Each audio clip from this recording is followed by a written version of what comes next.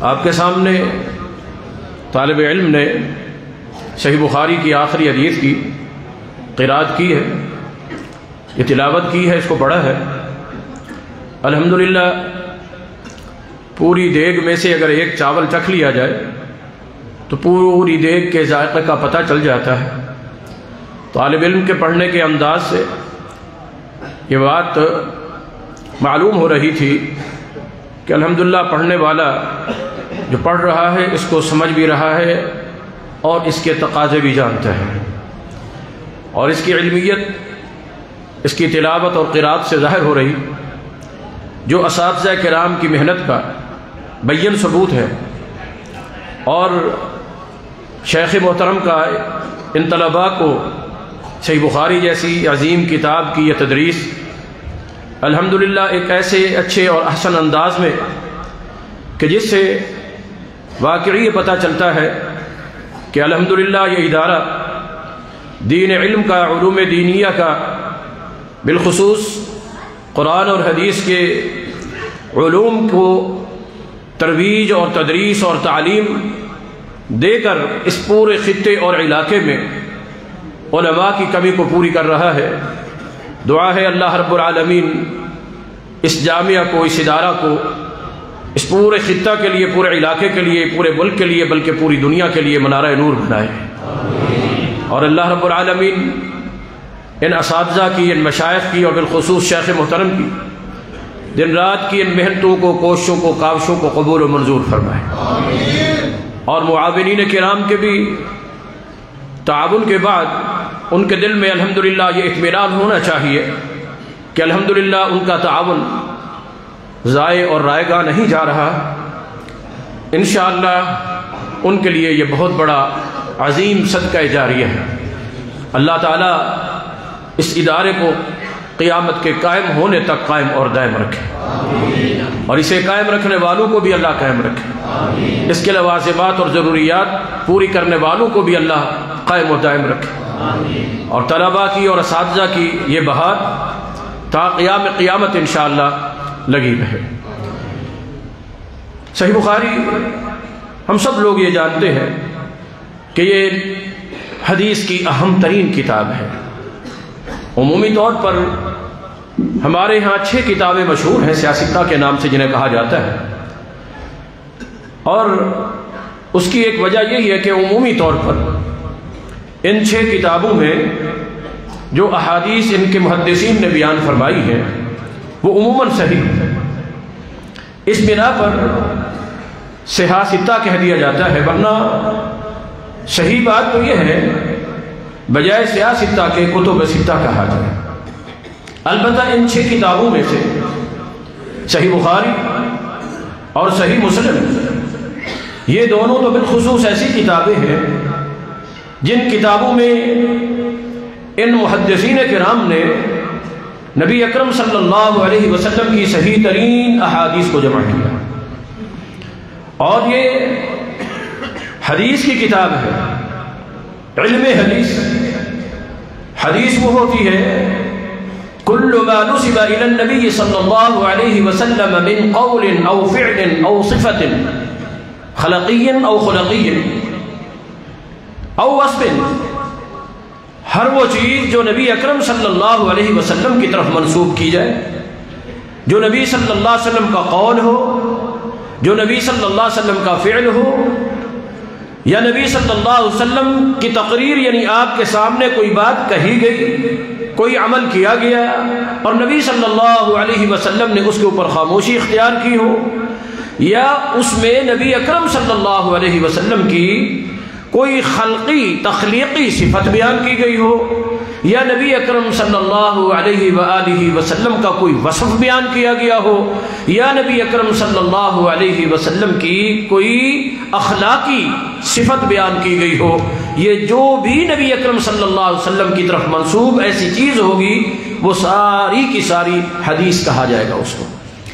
لغت کے اعتبار سے تو حدیث کا معنی بات ہوتا ہے، لیکن جب اس کی نسبت حدیث رسول کی حیثیت سے نبی صلی اللہ علیہ وسلم کی طرف کر دی جاتی ہے تو پھر باقی ہر کسی کی بات مراد نہیں ہوتی، پھر مراد ہوتی ہے تو صرف اور صرف جناب محمد رسول اللہ صلی اللہ علیہ وسلم کی بات۔ اور یہ کتاب حدیث کی مختلف کتابیں ہیں اور مختلف انداز ہیں محدثین کے۔ اس کتاب کا اصل نام جو امام بخاری رحمۃ اللہ علیہ نے رکھا تھا، الجامع المسند الصحیح المختصر من امور رسول اللہ صلی اللہ علیہ وسلم وسننہ وایامہ۔ یہ ہے اس کا علمی نام۔ عام طور پر مدارس میں بھی، طلباء میں بھی، اساتذہ میں بھی، حتیٰ کہ عوام میں بھی بس یہی نام مشہور ہے کہ صحیح بخاری شریف۔ کچھ علمی طبقے الجامع الصحیح کہہ دیتے ہیں للبخاری، ورنہ اس کا اصل نام جو امام بخاری رحمۃ اللہ علیہ نے رکھا، الجامع المسند الصحیح المختصر من امور رسول اللہ صلی اللہ علیہ وسلم وسننہ وایامہ، کہ یہ ایسی جامع کتاب ہے جس میں نبی صلی اللہ علیہ وسلم کے امور کو جمع کیا گیا۔ امور بمانے امر کے، حکم کے بھی ہوتا ہے، جیسا کہ فعل کی قسموں میں بھی فعل امر ہوتا ہے جس میں حکم دیا جاتا ہے کسی بات کا، کہ نبی صلی اللہ علیہ وسلم نے جو احکام دیے۔ اور امور بمانا شے، امر بمانا شے کے بھی آتا ہے، امر بمانا شے کے، تو اس سے مراد پھر نبی اکرم صلی اللہ علیہ وسلم کی طرف منسوب جو بھی اشیاء وہ نبی صلی اللہ علیہ وسلم کے اقوال ہوں، افعال ہوں، اعمال ہوں، اقوال ہوں، یہ ساری کی ساری چیزیں ان امور کے اندر آ جاتی ہیں کہ نبی صلی اللہ علیہ وسلم نے ان کا امر دیا، وہ چیز نبی صلی اللہ علیہ وسلم نے کر کے دکھائی، اور پھر کرنے کے اعتبار سے ایک دوسرا لفظ بھی مزید لے کر آئے، وَسُنَنِهِ، کہ جس میں نبی صلی اللہ علیہ وسلم کے سنن، سنت طریقے کو بھی کہا جاتا ہے، سنت عمل کو بھی کہا جاتا ہے، سنت طریقہ مسلوکہ فی الدین جو دین میں جاری سلسلہ ہے اسے بھی کہا جاتا ہے، اور حتیٰ کہ سنت بمانا حدیث کے بھی آتا ہے۔ تو نبی صلی اللہ علیہ وسلم کی سنن، احادیث، اور نبی صلی اللہ علیہ وسلم کے کیے ہوئے اعمال اور افعال، اور وَأَيَّامِهِ، کہ نبی اکرم صلی اللہ علیہ وسلم کے زندگی کے جو دن تھے، جو راتیں تھی، جو ایام تھے، نبی صلی اللہ علیہ وسلم کا بچپن، نبی صلی اللہ علیہ وسلم کی جوانی، نبی صلی اللہ علیہ وسلم کا نبوت کو پہنچنا، بلوغت کو، نبوت کو پہنچنا، رسالت کو پہنچنا، غار حرا میں وحی کا آنا، اور پھر نبی اکرم صلی اللہ علیہ وسلم کا کچھ دن مکہ میں گزارنا، یہ ایک نبی صلی اللہ علیہ وسلم کی زندگی کا 13 سال کا عرصہ ایام، اور پھر مدینہ میں ہجرت کر کے جانا، پھر مدینہ میں نبی صلی اللہ علیہ وسلم کی زندگی کے مختلف ایام، بدر بھی، احد بھی، خندق بھی، تبوک بھی، حنین بھی، حدیبیہ بھی، فتح مکہ بھی، کہ وہ ایام ہی نبی صلی اللہ علیہ وسلم کی شادیوں کے دن بھی، خوشیوں کے دن بھی، غمیوں کے دن بھی، اولاد کے ساتھ دن اور رات کے معاملات، صحابہ کے ساتھ دن اور رات کے معاملات، یہ سارے کے سارے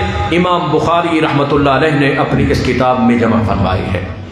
الجامع جو اس کا نام کا پہلا لفظ ہے، حدیث کی مختلف قسمیں ہیں، جس حدیث کی کتاب میں صرف ایک مسئلے کے متعلق احادیث کو جمع کیا جائے اسے جز کہا جاتا ہے، جیسے جز رفع الیدین ہے امام بخاری، جز القراءۃ، کتاب القراءۃ امام بہقی، اور کتاب قیام اللیل امام مروزی کی، ایک ہی مسئلے کی تمام احادیث کو ایک جگہ پر جمع کیا جائے تو اسے جز کہتے ہیں۔ بعض محدثین نے حدیث کی کتابیں ترتیب دی، انہوں نے حلال، حرام، فرض، واجب، احکام اور فقہی ترتیب کے ساتھ کتابوں کو مرتب کیا۔ ایسی کتاب جس میں نبی صلی اللہ علیہ وسلم کی احادیث کو فقہی ترتیب پر، احکام کے لحاظ سے، فرائض، واجبات، عبادات، معاملات اور ان میں سے ان کے احکام کو واضح کیا گیا، ان کتابوں کو السنن کہا جاتا ہے۔ کیا کہا جاتا ہے؟ السنن، جیسے سنن ابی داؤد ہے، سنن نسائی ہے، اور سنن ابن ماجہ، سنن دارمی، سنن دارقطنی، سنن کبریٰ بہقی، کہ ان کے اندر نبی صلی اللہ علیہ وسلم کی سنن کو، احکام کو، واجبات، فرائض اور اس انداز کی جو چیزیں ہیں ان کو جمع کیا گیا ہے۔ اور کچھ کتابیں ایسی ہیں کہ جن میں نبی اکرم صلی اللہ علیہ وسلم کے صحابہ کی نسبت سے احادیث کو جمع کیا گیا، کسی ایک صحابی کی احادیث جس مسئلے کے ساتھ بھی تعلق رکھتی ہوں ایک جگہ پر جمع، سیدنا ابو بکر صدیق رضی اللہ عنہ کی احادیث جتنی بھی ہے جس مسئلے سے تعلق رکھتی ہیں وہ ایک مقام پر، سیدنا عمر فاروق رضی اللہ عنہ کی احادیث ساری کی ساری ایک جگہ پر جمع، اور اسی طرح سیدنا عثمان بن عفان رضی اللہ عنہ، سیدنا علی المرتضی رضی اللہ عنہ، سیدنا عبداللہ بن عمر کی احادیث ایک جگہ، عبداللہ بن عباس رضی اللہ عنہ کی احادیث ایک جگہ، عبداللہ بن مسعود کی احادیث ایک جگہ، عبداللہ بن زبیر رضی اللہ تعالیٰ عنہ کی، حضرت انس کی ایک جگہ. یعنی اس انداز میں ایک ایک صحابی کو ایک ایک جگہ پر اپنی اپنی کتاب کے اندر درج کرنا، یہ طریقہ جو ہے اسے ایسی کتاب کو مسند کہا جاتا ہے.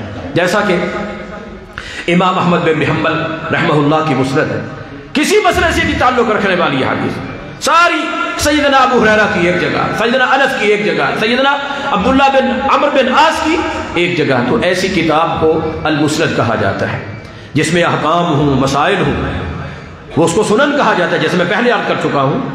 اور کچھ کتابیں ایسی ہیں جن میں احکام کو بھی بیان کیا گیا، سنن کو بھی بیان کیا گیا، مگر اس کے ساتھ ساتھ اعتقادیات، عقائد، ایمان، علم، توحید، تفسیر، تعبیر، فضائل، مناقب، تاریخ، فتن، ملاحم، اشراط الساعہ، صفت الجنہ، صفت النار، قیامت، وما بعد القیامہ، اور موت کے بعد بعث، اور پھر قیامت کے دن کے حالات اور واقعات تک زندگی انسان کی جتنی بھی ہے اس کے ساتھ تعلق رکھنے والی کسی بھی انداز کی کوئی بھی حدیث ہو، اس ساری کی ساری احادیث کو جس کتاب میں جمع کر دیا جائے اس کتاب کو الجامع کہتے ہیں.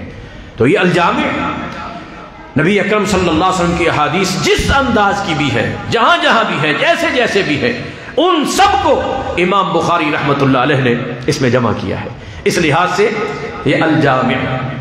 اور المسند، مسند کا معنی کہ جس میں محدث اپنی احادیث کو سند کے ساتھ بیان کرے. اور یہ خصوصیت، یہ خاصہ اللہ رب العالمین نے محدثین کو اور اہل الحدیث کو عطا کیا. دوسرے لوگ ہیں ان کے ہاں سند کا کوئی رواج نہیں ہے، کوئی سند معیار نہیں ہے.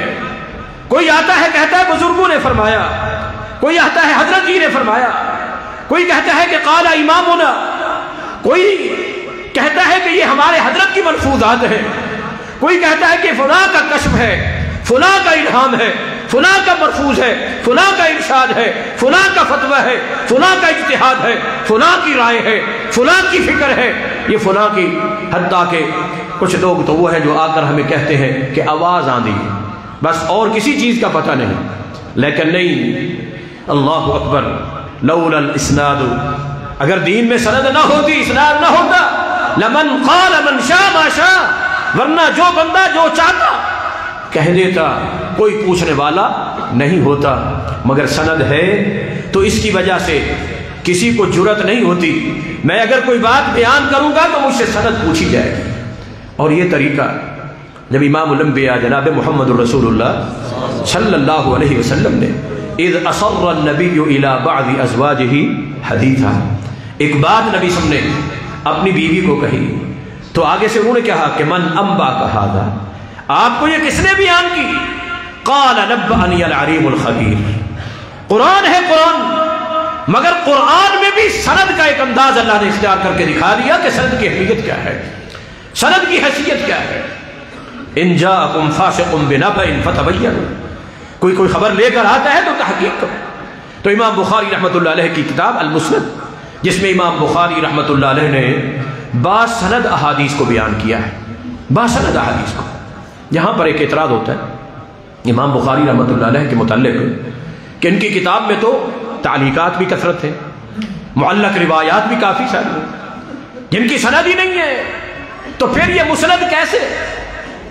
یہ مسند ہی ہے، باسند ہی امام بخاری نے بیان کیا. کیوں؟ معلق کی تعریف کیا ہے؟ یہاں مشائخ اور علماء موجود ہیں، اللہ تعالیٰ سب کے علم میں، عمل میں، عمر میں برکت عطا فرمائے. معلق روایت کون سی ہوتی ہے؟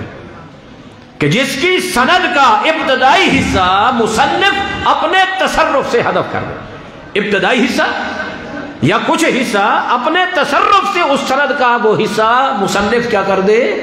حذف کر دے. معنی یہ کہ سند اس کی بھی ہے، معنی یہ کہ سند اس کی بھی. اور امام بخاری رحمۃ اللہ علیہ نے جو تعلیقات صحیح بخاری میں بیان کی ہیں دو قسمیں ہیں ان کی. ایک تو وہ ہے جو امام بخاری رحمۃ اللہ علیہ نے بالجزم بیان کی ہیں، جزم کے صیغے کے ساتھ، حتم کے صیغے کے ساتھ، معروف صیغے کے ساتھ. اور ان کے متعلق محدثین کا اتفاق ہے کہ امام بخاری رحمۃ اللہ علیہ نے جتنی بھی معلق روایات جو ہیں وہ جزم اور حتم کے معروف صیغے کے ساتھ، یقینی صیغے کے ساتھ بیان کی ہیں. وہ تمام کتاب معلقات صحیح ہیں، کیونکہ وہ بھی دو قسم کی ہیں جو معلق امام بخاری نے صحیح بخاری میں بیان کی ہیں. کچھ تو ایسی ہیں کہ جن کی سند امام بخاری یا پہلے بیان کر چکے ہوتے ہیں یا آگے چل کر کہیں انہوں نے بیان کرنی ہوتی ہے تو اختصار کی وجہ سے ایک مقام پر اس کی سند کو حذف کر دیتے ہیں. تو کئی معلقات ایسی ہیں جن کی سند اگر ایک جگہ پر موجود نہیں تو بخاری میں کہیں نہ کہیں اس کی وہ سند دوسری موجود ہوتی. اور بعض ایسی کہ جن کی سندیں موجود تو ہوتی ہیں مگر صحیح بخاری میں نہیں، لیکن کسی نہ کسی دوسرے محدث سے موصولاً بسند صحیح متصل وہ ثابت ہو چکی ہوتی ہیں، موجود ہوتی ہیں. اور ان کی طرف امام بخاری رحمۃ اللہ علیہ بسا اوقات کسی مسئلے کو اخذ کرنے کے لیے یا کسی چیز کے استشہاد کے طور پر یا کسی چیز کی توضیح اور وضاحت کے لیے اس کو بیان فرما دیتے ہیں. البتہ کچھ معلق روایات ایسی بھی ہیں کہ جو امام بخاری رحمۃ اللہ علیہ نے تمریز کے صیغے کے ساتھ یعنی مجہول کے صیغے کے ساتھ رویا، روکیرا، قیلہ وغیرہ کے ساتھ بھی بیان کی. اور یہ خود جان بوجھ کے امام بخاری نے سند ان کی بھی ہوتی ہے. مگر جب مجہول کا صیغہ اس طرح صیغہ تمریز استعمال کر کے امام بخاری اس کو بیان کرتے ہیں یہ دلیل ہوتی ہے اس بات کی کہ یہ روایت صحیح نہیں بلکہ کیا ہے؟ ضعیف. یہ صرف واضح کرنے کے لیے، لوگوں کو آگاہ کرنے کے لیے، خبردار کرنے کے لیے کہ لوگوں کے اندر یہ معرفت ہو، یہ پہچان ہو کہ عمل تم نے کرنا ہے تو صحیح حدیث پر، عقیدہ لینا ہے تو صحیح حدیث سے، اور اپنا معمول بنانا ہے تو صحیح حدیث کو، ضعیف کے اوپر تم نے عمل نہیں کرنا ہے. الجامع، المسند اور الصحیح جتنی بھی صحیح سند کے ساتھ امام بخاری رحمۃ اللہ علیہ نے احادیث بیان کی ہیں. الصحیح یہ اس کے نام کا تیسرا جز ہے جو اشارہ ہے اس بات کی طرف کہ صحیح بخاری میں جتنی بھی احادیث ہیں وہ سند کے اعتبار سے کیا ہیں؟ بالکل صحیح ہے. ان میں کوئی حدیث بھی باسند جو امام بخاری نے بیان کی ہے بالخصوص کوئی بھی ضعیف نہیں.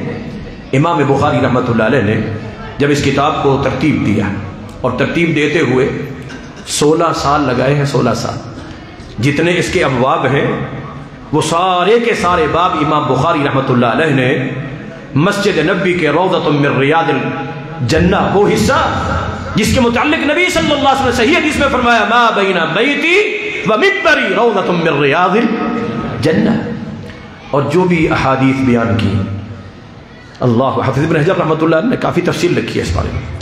امام بخاری رحمۃ اللہ سند کہ امام بخاری فرماتے ہیں جب بھی میں کوئی حدیث لکھتا تھا غسل کرتا تھا اور 2 رکعت نماز استخارہ کی پڑھ کر اللہ تعالیٰ سے خیر طلب کرتا تھا، اللہ اگر تیرے علم میں یہ حدیث صحیح ہے تو مجھے یہ لکھنے کی توفیق عطا فرما.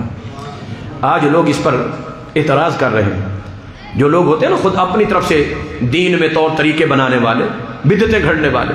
دیکھو جی امام بخاری نے بھی یہ بدعت گھڑی ہے، دہاتے تھے ہر حدیث کو لکھتے ہوئے، یہ کون سا دین ہے؟ اور 2 رکعتیں پڑھتے تھے. آج تم ہمیں مختلف جو فرضی بنائی ہوئی نمازیں ہیں، نماز غوثیہ ہے، نماز رغائب ہے، مختلف قسم کی، تم نہیں پڑھنے دیتے. امام بخاری نے وضاحت کہ الا استخرت اللہ، میں نے استخارہ کیا، اور نماز استخارہ اور اللہ سے استخارہ کرنا تو نبی صلی اللہ علیہ وسلم کی احادیث سے ثابت ہے، وہ بدعت نہیں. رہ گئی بات غسل تو ایک عادتی چیز ہے، عادت والی چیز ہے، کوئی عبادت والی چیز نہیں. اگر کوئی آدمی روزانہ نہاتا ہے، روزانہ، اور نبی صلی اللہ علیہ وسلم نے فرمایا تھا نہیں کہ جس آدمی کے گھر کے سامنے نہر بہ رہی ہو اور وہ یغسل فیہ 5 مرات کہ دن میں 5 مرتبہ وہ اگر اس میں نہاتا ہے تو اس کے جسم پر کوئی میل کچیل باقی. پتہ چلا کہ نہانا دین اور شریعت میں اتنی کوئی پابندی نہیں، کوئی جتنا نہاتا ہے نہا سکتا ہے. اگر نہایا ہے یہ مذہبی اور ایک عبادت کی تعبد کا عمل نہیں ہے، مگر نبی صلی اللہ علیہ وسلم کی احادیث کی جانچ کے لیے، پرکھ کے لیے جو ظاہری اصول تھے امام بخاری رحمۃ اللہ علیہ نے ان کو بھی مد نظر رکھا اور اللہ تعالیٰ سے بھی مشورہ لیا، اور پھر اس کے بعد ایک ایک حدیث کو امام بخاری رحمۃ اللہ علیہ نے اپنی اس کتاب کے اندر جمع کیا ہے۔ اور المسند الصحیح المختصر، امام بخاری رحمۃ اللہ علیہ فرماتے ہیں 6 لاکھ احادیث میں سے میں نے ان احادیث کو مختصر کیا ہے۔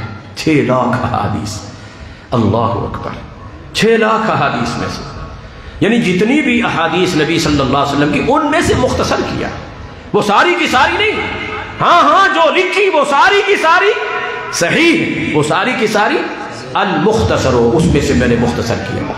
اور امور کے متعلق میں عرض کر چکا، امر شے کو بھی کہتے ہیں، امر حکم کی بھی کہتے ہیں۔ جب ہم امر سے مراد حکم لیں گے تو اس میں نبی صلی اللہ علیہ وسلم کی قولی حدیث بھی آ جائے گی، اور جب امر سے مراد شے لیں گے تو شے کا لفظ صفت میں بھی آتا ہے، فعل میں بھی آتا ہے، عمل پہ بھی آتا ہے، قول پہ بھی آتا ہے، فعل پہ بھی، وہ ساری چیزیں آ گئی۔ اور سنن ہی، اور نبی صلی اللہ علیہ وسلم کی جو سنن ہے، جو ما سنہ رسول اللہ صلی اللہ علیہ وسلم، ایک عبادت کے طور پر دین میں کوئی چیز جو نبی صلی اللہ علیہ وسلم نے اختیار کی یا جس کا نبی صلی اللہ علیہ وسلم نے حکم دیا، وہ ساری کی ساری چیزیں امام بخاری رحمۃ اللہ علیہ نے اپنی اس کتاب میں جمع کرنے کی کوشش کی ہے۔ اور باقی اگر ہم دیکھتے ہیں اس کتاب کو تو ایک مومن کے لیے، ایک مسلمان کے لیے یہ ایک بہت بڑی جو ہے معیار ہے، معیار۔ میں نہیں کہتا، یہی کتاب جو ہمارے سامنے پڑی ہوئی ہے، جو ہمارے سامنے، اس کے اوپر حاشیہ شیخ الحدیث ہیں دارالعلوم دیوبند کے مولانا احمد علی سہارنپوری، ان کا لکھا ہوا ہے، اور اسی حدیث کی تشریح کرتے ہوئے وہ لکھتے ہیں کہ امام بخاری رحمۃ اللہ علیہ نے اپنی اس کتاب کو انسانوں کے لیے معیار بنایا ہے، زندگی میں، فی الحیاتی، زندگی کے پیدائش سے لے کر مرنے تک، صرف موت تک کے نہیں بلکہ موت کے بعد تک کے بھی بہت سے معاملات میں، جیسا کہ یہ ابھی آخری باب پڑھا ہے، ہم نے سنا ہے، اس کا تعلق قیامت کے دن سے کہ ترازو اللہ تبارک و تعالیٰ قائم کرے گا اور ہم سب کے اعمال کو تولا جائے گا۔ دعا کریں اللہ ہم سب کو ان خوش نصیب لوگوں میں شامل فرمائے کہ جن کے نیکیوں والے ترازو بھاری ہو جائیں گے، اللہ ہم سب کو ان میں سے نہ بنائے جن کے گناہوں والے پلڑے بھاری ہو جائیں گے۔ اور پھر کامیابی اور کامرانی کا معیار، جنت میں اور جہنم میں جانے کا معیار، فَأَمَّا مَنْ ثَقُلَتْ مَوَازِينُهُ فَهُوَ فِي عِيشَةٍ رَاضِيَةٍ وَأَمَّا مَنْ خَفَّتْ مَوَازِينُهُ فَأُمُّهُ هَاوِيَةٌ۔ تو میرے بھائیو، امام بخاری رحمۃ اللہ علیہ نے اپنی اس کتاب کو ہمارے لیے ایک معیار بنایا ہے، میزان بنایا ہے۔ جیسے یہ حدیث، یہی بات احمد علی سہارنپوری شیخ الحدیث نے لکھی ہے، وَجَعَلَهُ مِيزَانًا، جیسے نبی صلی اللہ علیہ وسلم نے فرمایا کہ کلمتانی حبیبتانی، یہ کلمات تولے جائیں گے، قیامت کے دن ان کا وزن بھاری ہوگا۔ قرآن میں بھی اللہ نے فرمایا وَنَضَعُ الْمَوَازِينَ الْقِسْطَ لِيَوْمِ الْقِيَامَةِ، قیامت کے دن ہم اعمال کو تولیں گے، وزن کیا جائے گا، تمام تر چیزوں کو تولا جائے گا۔ اللہ تبارک و تعالیٰ نے تولنا ہے، تو جب اما من خفت موازینہ فہو فی، اما من ثقلت موازینہ فہو فی عیشۃ راضیہ واما من خفت موازینہ فامہ ہاویہ، کہ زندگی کے بعد کے بھی تمام تر معاملات کو امام بخاری رحمۃ اللہ علیہ نے موت اور موت کے بعد تک کے حالات کو بھی اس کے اندر بیان فرمایا ہے۔ اور اس کتاب کا جو مقام ہے، جو حیثیت ہے، اول ما صنف فی الصحیح، اس صحیح بخاری سے پہلے امام مالک رحمۃ اللہ علیہ نے موطا کو تصنیف کیا تھا۔ موطا امام مالک جسے کہا جاتا ہے، اس کے اندر بھی امام مالک رحمۃ اللہ علیہ نے جو احادیث بیان کی ہیں وہ صحیح، لیکن اس کو مستقل حدیث کی کتاب نہیں قرار دیا گیا، کیونکہ مرفوع احادیث کے ساتھ ساتھ اس میں خود امام مالک رحمۃ اللہ علیہ کے اپنے فقہی اقوال بھی کثرت کے ساتھ موجود ہیں، اور ان سے پہلے کے صحابہ کے اقوال، تابعین کے اقوال، تبع تابعین کے اقوال، وہ جو ان کے ہم عصر تھے امام مالک رحمۃ اللہ علیہ، اتنی کثرت کے ساتھ بیان کیے کہ اگر گننے لگتے ہیں احادیث کی تعداد کم ہے اور قول اور اقوال کی تعداد کیا ہے؟ زیادہ ہے۔ اس لحاظ سے موطا امام مالک کو وہ مقام حاصل نہیں ہو سکا جو اللہ تعالیٰ نے صحیح بخاری کو عطا کیا ہے۔ اول ما صنف فی الصحیح، یہ صرف مجرد صحیح حدیث اس کے اندر۔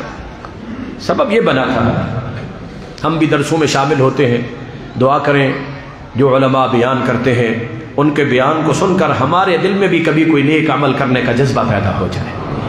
آیا کریں تو کچھ سیکھنے کے لیے، کچھ سمجھنے کے لیے، کچھ عمل کرنے کے لیے۔ امام اسحاق بن راہویہ رحمۃ اللہ علیہ امام بخاری کے استاد سے، استاد سبق پڑھا رہے ہیں، احادیث بیان ہو رہی ہیں، اسی دوران استاد صاحب نے امام اسحاق بن راہویہ نے اپنی ایک خواہش کا اظہار کیا، ایک خواہش کا اظہار کیا کہ لو جمعتم، اپنے شاگردوں کو کہہ رہے ہیں، احادیث الصحیح، کہ اگر تم نبی صلی اللہ علیہ وسلم کی احادیث کو، الصحیح المجرد، جو صرف اور صرف صحیح ہو، اس میں کوئی دوسری ضعیف نہ ہو، اور ہو بھی حدیث یعنی رسول اللہ کے اقوال اور فرامین، دوسرے لوگوں کے اقوال اور فرامین بھی موجود نہ ہو، تو اے کاش کہ ان کو کوئی جمع کر لے۔ چنانچہ امام بخاری رحمۃ اللہ علیہ نے جب اپنے شیخ محترم کی، اپنے استاد کی، محدث امام اسحاق بن راہویہ کی اس بات کو سنا تو کہتے ہیں فوقع فی قلبی، میرے دل میں اسی وقت یہ بات بیٹھ گئی تھی کہ میں یہ کام کروں گا اور میں اس کتاب کو جمع کروں گا کہ جس کے اندر میں صرف اور صرف صحیح احادیث کو ہی جمع کروں گا۔ سب سے پہلی صحیح حدیث کے اوپر تصنیف جو کی گئی حدیث کی، یہی کتاب، اور اسی کتاب کے مقدمے میں وہی احمد علی سہارنپوری وہ فرماتے ہیں اتفق العلماء على ان اصح الكتب المصنفة صحیح البخاری و مسلم، تمام علماء کا اتفاق، حتیٰ کہ اس کے ٹائٹل کے اوپر یہ لکھا ہوا ہے اتفق الائمۃ والامۃ على انه اصح الكتب بعد کتاب اللہ، علماء کا بھی اجماع، امت کا بھی اجماع، ائمہ کا بھی اجماع، واتفق العلماء، تمام علماء کا بھی اتفاق کہ دو کتابیں اس کائنات میں کتاب اللہ کے بعد اگر کوئی صحیح ترین ہے، صحیح بخاری اور صحیح مسلم، اور واتفق الجمہور علی ان صحیح البخاری اصحہما، ان دونوں میں سے پھر سب سے زیادہ صحیح جو ہے وہ صحیح بخاری ہے۔ دونوں سے امت کا اتفاق، ائمہ کا اتفاق، علماء کا اتفاق، اور پھر ان دونوں میں سے سب سے زیادہ صحیح جو ہے یہ صحیح البخاری۔ وَأَكْثَرُهُمَا فَوَائِد، اور فوائد کے اعتبار سے امام مسلم کی کتاب بھی بڑے فائدے والی، مگر اس کی نسبت اس میں فوائد بھی زیادہ ہیں۔ اور امام نسائی رحمۃ اللہ علیہ اس کتاب کے متعلق فرماتے ہیں کہ اجود هذه الكتب کتاب البخاری، جتنی بھی احادیث کی کتاب ہیں، احادیث کی کتابیں ہیں، ان تمام کتابوں میں سب سے عمدہ، سب سے اجود، سب سے جید اور بہترین کتاب جو ہے وہ امام بخاری رحمۃ اللہ علیہ کی کتاب ہے۔ وَأَجْمَعَتِ الْأُمَّةُ عَلَى صِحَّةِ هَذَيْنِ الْكِتَابِ، کہ اور ساری امت کا اجماع ہے کہ یہ دونوں کتابیں کیا ہیں؟ صحیح ہیں۔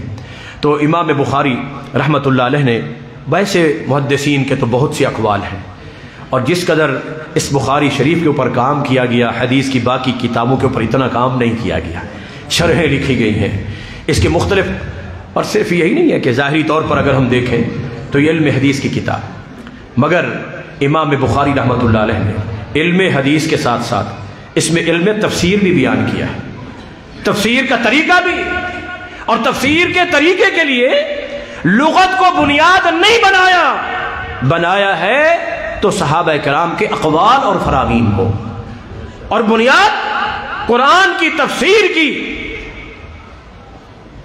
کتاب کی، قرآن کی آیت کے بعد اس کے ساتھ تعلق رکھنے والی کوئی صحیح حدیث ہو تو اس کو بھی ساتھ پیش کرتے ہیں۔ بنیاد رکھی تو نبی صلی اللہ علیہ وسلم کی حدیث، قرآن کی ایک آیت بیان کی، پھر دوسری آیت بیان کی، پھر تیسری، یہ اصول دیا امت کو، ان القرآن یفسر بعضہ بعضا، اور یہ قرآن ایک دوسرے کی تائید کرنے والا، تصدیق کرنے والا، قرآن کی تفسیر قرآن سے بھی کی ہے، قرآن کی تفسیر وَأَنزَلْنَا إِلَيْكَ الذِّكْرَ لِتُبَيِّنَ لِلنَّاسِ مَا نُزِّلَ إِلَيْهِمْ، کہ محمد صلی اللہ علیہ وسلم ہم نے آپ پر یہ ذکر نازل کیا، کس لیے؟ تاکہ آپ اس کو لوگوں کے سامنے کھول کھول کر بیان کر دیں۔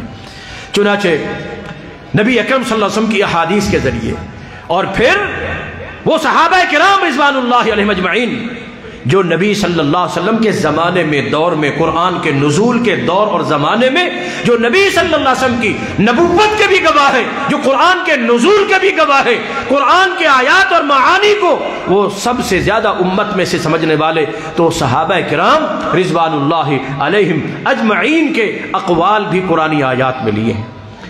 بعض مسائل کو لغت کی بنا پر بھی حل کیا ہے، بہت سے مقامات پر، اور قرآن کریم کے بہت سے مفرد الفاظ کی جو ہے نا وہ لغت کی بنیاد پر بھی، سلف کے اقوال سے بھی اس کی تفسیر کرتے ہیں۔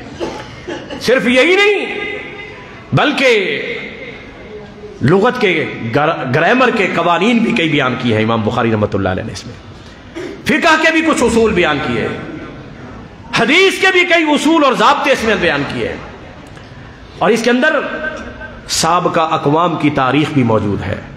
کتاب الانبیاء میں سابقہ انبیاء اور ان کے تمام چیزیں، اور نبی صلی اللہ علیہ وسلم کے دور اور سنن اور ایام کا تذکرہ، اس لحاظ سے یہ تاریخ کی بھی کتاب ہے۔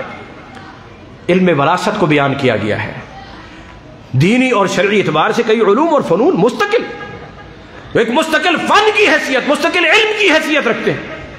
یہ صرف نبی صلی اللہ علیہ وسلم کی احادیث کی جامع ہی نہیں ہے، ان تمام شرعی علوم اور فنون اور ان کی اساسیات کو بھی جمع کرنے والی کتاب ہے۔ اور اس کتاب میں امام بخاری رحمۃ اللہ علیہ نے، جیسے میں پہلے بھی عرض کر چکا ہوں، قیامت کے بعد یہ سارے چیزیں امام بخاری رحمۃ اللہ علیہ نے بیان کی ہیں، اور اس کے ساتھ ساتھ یہ امام بخاری رحمۃ اللہ علیہ نے کہ ایک مومن کے لیے، ایک مسلمان کے لیے جب یہ میزان ہے، کتاب معیار ہے زندگی کے تمام تر معاملات، 7563 احادیث، 1200 سے زیادہ کتابیں اور 2700 کے قریب ابواب، اندازہ لگائیے کہ اس میں سے کس قدر احادیث سے امام بخاری رحمۃ اللہ علیہ نے مسائل کا استنباط کیا، استخراج کر کے امت کے مسائل کو حل کیا۔ اور محدثین نے کہا ہے کہ فقہ البخاری فی تبویبہ، امام بخاری جو ہے، امام بخاری، بعض لوگوں نے تو یہ کہہ دیا کہ وہ ایک مقلد تھے اور شافعی، فقہ شافعی سے تعلق رکھنے والے تھے، مگر جتنے بھی دیانت دار اہل علم صاحب تحقیق ہیں ان کا یہ قول ہے کہ امام بخاری مقلد نہیں تھے بلکہ مجتہد مطلق تھے۔ مجتہد مطلق کس کو کہتے ہیں؟ جو کسی فقہ کا پابند، وہ براہ راست قرآن اور حدیث سے استدلال کرنے والے۔ اور میں یہ کہا کرتا ہوں کہ امام بخاری صرف مجتہد ہی نہیں تھے بلکہ وہ مجتہد گر تھے، مجتہد گر تھے۔ انہوں نے اس کتاب میں ایسے ایسے گر بیان کیے ہیں کہ جن کو انسان اگر اختیار کر لے اور ان کا علم حاصل کر لے، ان کو تتبع اور ان اصول اور ضابطوں کو مد نظر رکھ لے تو وہ بھی مجتہد بن جاتا ہے۔ کتنے ہی لوگ ہیں جو امام بخاری رحمۃ اللہ علیہ کی یہ کتاب پڑھ کے ہی مجتہد بنے ہیں، درجہ اجتہاد کو پہنچے ہیں۔ تو یہ ہماری زندگی کے معاملات میں نبی اکرم صلی اللہ علیہ وسلم کی ہما قسم کی جو احادیث ہیں اس کو جمع کیا گیا۔ ایک مومن کے لیے، اہل ایمان کے لیے سب سے اہم ترین چیز، بنیادی چیز ایمان ہوتا ہے۔ اسی بنا پر بعض محدثین نے اپنی کتابوں کو جو شروع کیا کتاب الایمان سے شروع کیا، کتاب العلم بعد میں، اور مختلف علوم بعد میں بیان کیے گئے، مگر امام بخاری رحمۃ اللہ علیہ نے ایمان کو بیان کیا، اعتقاداتیات کو بیان کیا، مگر اس سے پہلے کتاب الوحی لائے ہیں۔ کتاب الوحی کیوں لائے؟ کہ امام بخاری رحمۃ اللہ علیہ کے دور میں ایسے ایسے فتنے سر اٹھا رہے تھے کہ جو قرآن کی اصلیت کو، نبی صلی اللہ علیہ وسلم کی حدیث کی اصلیت کو، اس کی اساسیت کو، اس کی تاصیلی حیثیت کو اور اس کی حجت کو دلیل کے طور پر، استدلال کے طور پر ماننے کے لیے تیار نہیں ہو رہے تھے۔ وہ عقل سے کام لیتے، علم الکلام کے ماہرین نکل آئے اور عقلی بنیادوں پر قرآن کو سمجھنے لگے، نبی صلی اللہ علیہ وسلم کی حدیث کو بھی عقلی بنیاد پر سمجھنے لگے۔ عقیدے کی بات، حتیٰ کہ اللہ تعالیٰ کے ذات اور اللہ کے وجود کے بھی جب بحث ہونے لگتی تھی تو عقلی بحثیں کی جاتی تھی، نقلی چیزیں یعنی قرآن سے اور حدیث سے دلائل پیش نہیں کیے جاتے تھے۔ امام بخاری رحمۃ اللہ علیہ نے اپنی کتاب کی ابتدا کی، آغاز کیا کتاب الوحی کے ساتھ کہ ایمان بھی عقیدہ بھی وہی صحیح قبول اور معتبر ہوگا جس کی اساس اور بنیاد کس کے اوپر ہو؟ وحی کے اوپر۔ اگر عقیدے کی بنیاد وحی کے اوپر نہیں، حتیٰ کہ کتاب الصلاۃ ہے، پھر کتاب الزکوٰۃ ہے، پھر کتاب المناسک ہے، پھر کتاب الحج ہے، کتاب الصوم ہے، یہ ساری ترتیب یہ عبادات ہوں، نماز ہے، روزہ ہے، حج ہے، زکوٰۃ ہے، حتیٰ کہ معاملات کتاب البیوع ہے، کتاب النکاح ہے، اور اس انداز کے جتنے بھی سارے معاملات ہیں، ان تمام میں امام بخاری رحمۃ اللہ علیہ نے ثابت کیا کہ ان سب کی اساس اور بنیاد کیا ہونی چاہیے؟ وحی الہی ہونی چاہیے۔ اللہ کا نبی، اللہ کا رسول براہ راست اللہ کی وحی کا پابند ہوتا ہے، مگر اس کے باوجود اللہ رب العالمین نے نبی صلی اللہ علیہ وسلم کی بھی حکماً فرمایا کہ وَاسْتَمْسِكْ بِالَّذِي أُوحِيَ إِلَيْكَ، اے میرے پیغمبر آپ نے بھی استمساک کرنا ہے، مضبوطی سے تھامنا ہے، پکڑنا ہے، تو کس کو؟ بِالَّذِي أُوحِيَ إِلَيْكَ، جو آپ کی طرف وحی کی گئی، ہمیں حکم دیا گیا تو یہی اتبعوا ما انزل الیکم من ربکم ولا تتبعوا من دونه اولیاء، کہ اس چیز کی اتباع کرنا، اس کی پیروی کرنا جو تمہارے رب نے تمہاری طرف نازل کیا، اس کے علاوہ کسی کی اتباع نہیں کرنا۔ جو عقلی باتوں کو بنیاد بنایا کرتے تھے، ان سے استدلال کرتے تھے، ان سے دلیلیں بناتے تھے، اللہ رب العالمین نے جو رائے اور قیاس کو دین میں حجت قرار دیتے تھے، اللہ تبارک و تعالی نے فرما دیا ان یتبعون الا الظن وما تهوى الانفس، یہ تو اپنے محض گمان، اپنے عقل اور اپنے قیاس اور اپنی سوچ اور اپنی فکر کی اتباع اور پیروی کر رہے ہیں، حالانکہ ان کو اتباع اور پیروی کرنی چاہیے تو کس کی؟ ما انزل الیکم من ربکم۔ اور امام بخاری رحمۃ اللہ علیہ کتاب الوحی قائم کی، وَكَذَلِكَ أَوْحَيْنَا إِلَيْكَ، یہ قرآن کی دلیل پیش کی کہ یہ آپ پر بھی جو وحی ہوئی ہے یہ صرف آج آپ پر نہیں، آپ بھی۔ اللہ اکبر، اللہ فرمایا ان کو بتلا دیجئے مَا كُنْتُ بِدْعًا مِّنَ الرُّسُلِ، میں کوئی نیا نبی نہیں ہوں، وہی سابقہ انبیاء کا سلسلہ، رسولوں کا سلسلہ، وہی کڑی جو چلتی آ رہی ہے، جیسے اللہ نے ان انبیاء پہ وحی کی، میرے اوپر بھی وحی کی تو وہی کی۔ جب حدیث بیان کی ہے ہرقل، اس کے اندر بھی وہی بات آتی ہے کہ جب حضرت خدیجہ رضی اللہ عنہ، یہ ہرقل سے پہلے والی حدیث جو ہے نا، حضرت خدیجہ رضی اللہ عنہ، وہی والی غار حرا والا واقعہ جو ہے، جب امی عائشہ آتی ہیں، امی خدیجہ آتی ہیں، ورقہ بن نوفل کے پاس لے کر جاتی ہیں نبی صلی اللہ علیہ وسلم کو، تو وہ کیا کہتے ہیں؟ ھذا الناموس الذی ارسل علی موسیٰ، یہ حدیث اس لیے بیان کی کہ نبی اکرم صلی اللہ علیہ وسلم کے اوپر بھی جو وحی کا سلسلہ ہے یہ پچھلے سابقہ انبیاء کرام علیہم السلام کی نبوت اور رسالت کا تسلسل ہے، یہ وہی سلسلہ چلا ہوا ہے۔ اور پھر اس آیت کی تفسیر کے لیے نبی صلی اللہ علیہ وسلم کی حدیث کو پیش کیا کہ پوچھنے والوں نے پوچھا تھا کہ کیف یاتیک الوحی، آپ کے اوپر وحی کیسے آتی ہے؟ تو نبی صلی اللہ علیہ وسلم نے احیانا یاتینی مثل سلسلۃ الجرس فاعی ما یقول، ایک گھنٹی کی آواز ہوتی ہے میں اس کو سنتا ہوں، اور احیانا یتمثل لی البشر، کبھی کبھی انسان میرے سامنے آتا ہے انسانی شکل میں، فیتکلم، وہ آ کر میرے ساتھ کلام کرتا ہے، فاعی ما یقول، جو وہ کہہ رہا ہوتا ہے میں اس کو یاد کر لیتا ہوں، وہ بھی کیا ہے؟ وحی۔ یہ اشارہ ہے اس بات کی طرف کہ صرف اور صرف قرآن ہی وحی نہیں ہے، اس وحی کے ساتھ نبی صلی اللہ علیہ وسلم کی احادیث کی حیثیت بھی کیا ہے؟ وحی والی۔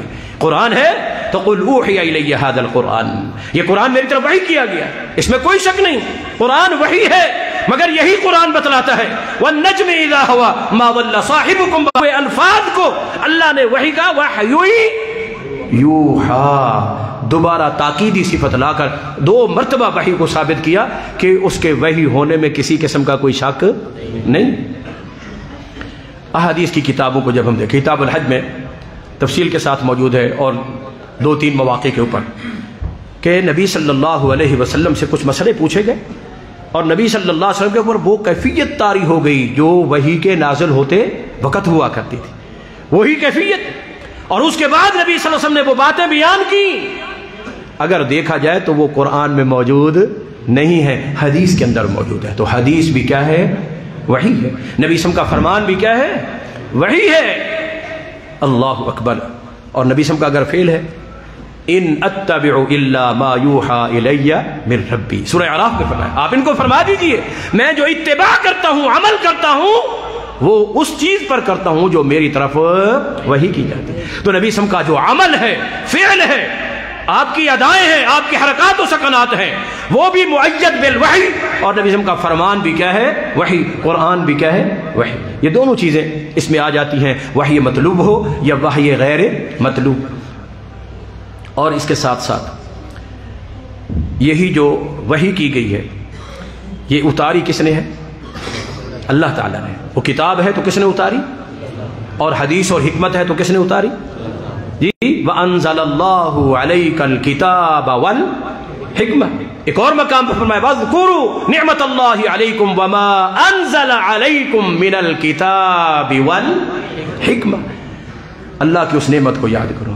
دین اللہ کی نعمت ہے یا نہیں؟ الْيَوْمَ أَكْمَلْتُ لَكُمْ دِينَكُمْ وَأَتْمَمْتُ عَلَيْكُمْ نِعْمَتِي وَرَضِيتُ لَكُمُ الْإِسْلَامَ دِينًا۔ یہ دین نعمت، اور اللہ فرماتا ہے وَاذْكُرُوا نِعْمَةَ اللَّهِ، میری نعمتیں یاد کرو۔ اللہ کی کتنی بے انتہا نعمتیں۔ خلق لکم ما فی الارض جمیعا اسبغ علیکم نعمہ ظاہرۃ و باطنہ ان تعدوا نعمت اللہ لا تحصوها فبأي آلاء ربکما تکذبان۔ اللہ تیری اتنی بے انتہا نعمتیں ہیں، کس تیری نعمت کو یاد کریں؟ فرمایا وَاذْكُرُوا نِعْمَةَ اللَّهِ عَلَيْكُمْ وَمَا أَنزَلَ عَلَيْكُمْ مِنَ الْكِتَابِ وَالْحِكْمَةِ۔ بالخصوص اس نعمت کو بھلانا نہیں ہے، تم نے یاد رکھنا ہے، دل دماغ میں راسخ کر لو، بٹھا لو اس کو، کیا کہ کتاب بھی ہم نے نازل کی ہے اور حکمت بھی۔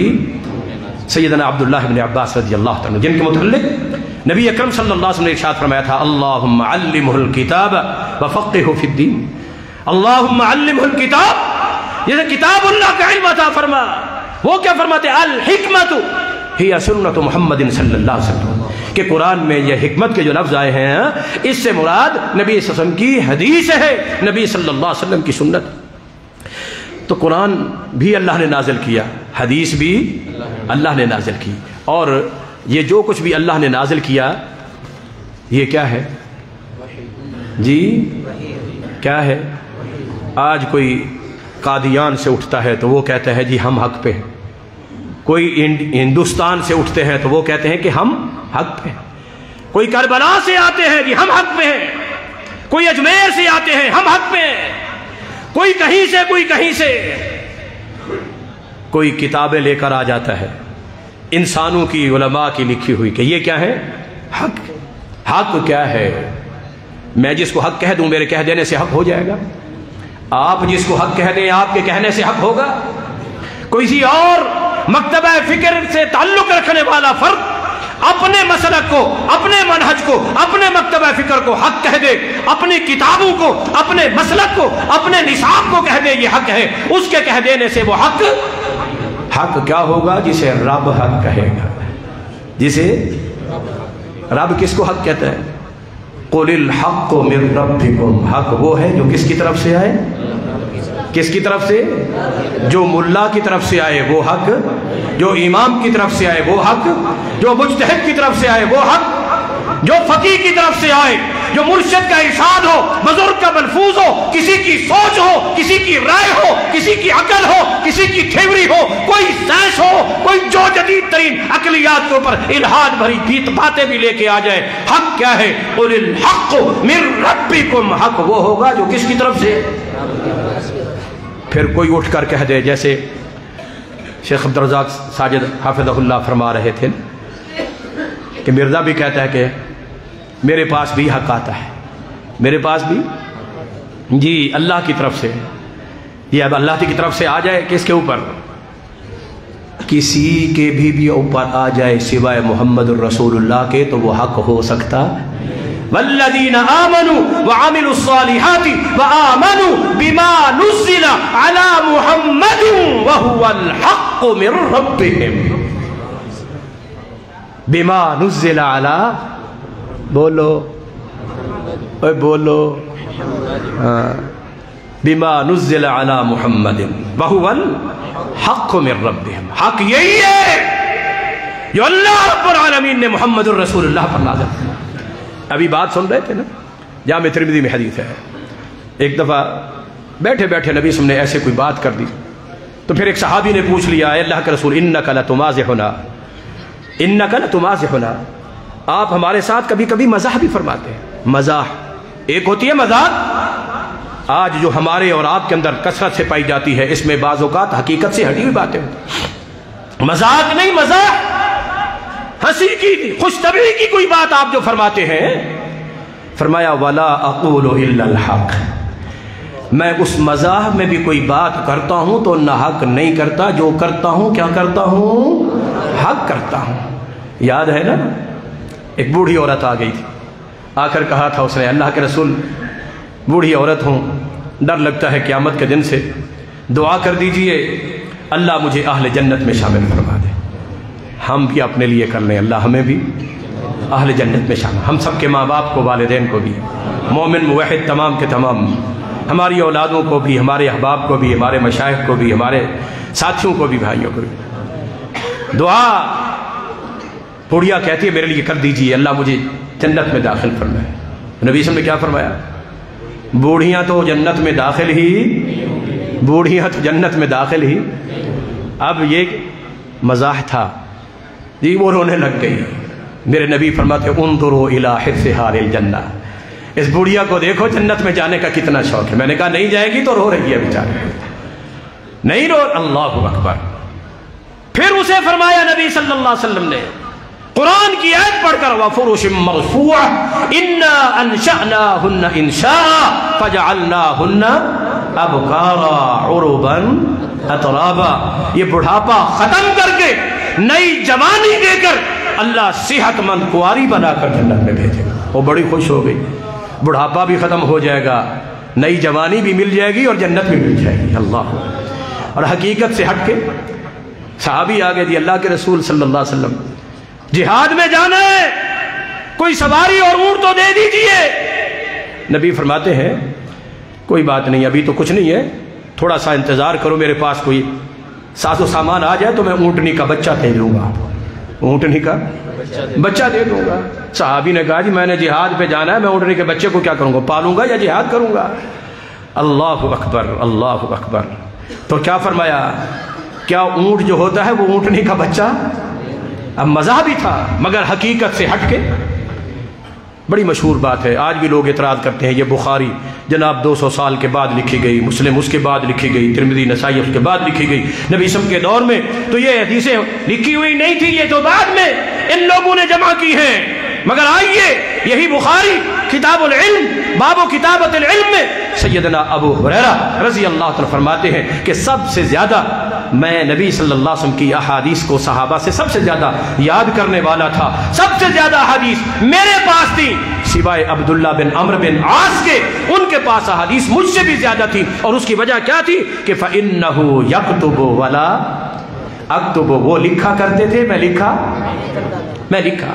یہ ابو ہریرہ رضی اللہ عنہ جو محدث اول ہے، جسے امام ذہبی نے محدث الصحابہ لکھا ہے تذکرۃ الحفاظ میں کہ یہ صحابہ میں سے محدث تھے، وہ بیان کرتے ہیں سب سے زیادہ حدیثیں میرے پاس، مگر مجھ سے بھی زیادہ عبداللہ بن عمرو بن عاص کے پاس۔ کیوں اس کے پاس زیادہ تھی؟ فَإِنَّهُ يَكْتُبُ وَلَا، وہ لکھا کرتے تھے، میں لکھا۔ صحابہ سے شہادت مل گئی کہ صحابہ بھی احادیث کو لکھا کرتے تھے، صحابہ بھی احادیث کو۔ حجۃ الوداع کے موقع پر صحیح مسلم میں موجود، حدیث کی دیگر کتابوں میں موجود، جو خطبہ نبی صلی اللہ علیہ وسلم نے ارشاد فرمایا تھا، یمن سے آئے ہوئے ابو شاہ نے کہا تھا اکتب لی یا رسول اللہ، اے اللہ کے رسول یہ جو باتیں آپ نے اس خطبے میں بیان فرمائی ہیں یہ ساری کی ساری میں یمن میں واپس جاؤں گا، مجھے لکھوا کے دے دیجئے۔ یہ تو قیامت تک کے لیے زندگی کا ایک دستور ہے، ایک اسلامی سلطنت کے لیے، میں اس کو وہاں لے جاؤں گا۔ تو نبی صلی اللہ علیہ وسلم نے کیا فرمایا؟ اکتبوا لابی شاہ، یہ جو باتیں میں نے بیان کی ہیں یہ ساری اس ابو شاہ کو لکھ کے دے دو۔ لوگ اعتراض کرتے ہیں کہ نبی صلی اللہ علیہ وسلم نے حدیث ارشاد فرمائی تھی لا تکتبوا عنی، مجھ سے کوئی نہ لکھا کرو، لیکن ادھوری پڑھتے ہیں بیچارے۔ لا تکتبوا عنی سوى القرآن، کہ قرآن کے علاوہ، پھر وہ کہتے ہیں یہ حدیث تو قرآن کے علاوہ ہے نا جی، حالانکہ ہم یہ کہتے ہیں کہ قرآن بھی اللہ کی طرف سے ہے، حدیث بھی کس کی طرف سے ہے؟ وہ اللہ نہیں ہے، وہ علاوہ نہیں ہے کتاب اللہ سے۔ یاد ہے نا وہ حدیث بھی؟ اللہ اکبر. ایک شخص نبی وسلم کے پاس آیا اپنے بیٹے کو لے کر ایک دوسرے بندے کو. اللہ کے رسول میرا یہ بیٹا اس بندے کے ہاں ملازمت کرتا تھا اور اس میرے بیٹے نے اس آدمی کی بیوی کے ساتھ برائی کی، تو ان لوگوں نے پنچایتی طور پر فیصلہ کیا.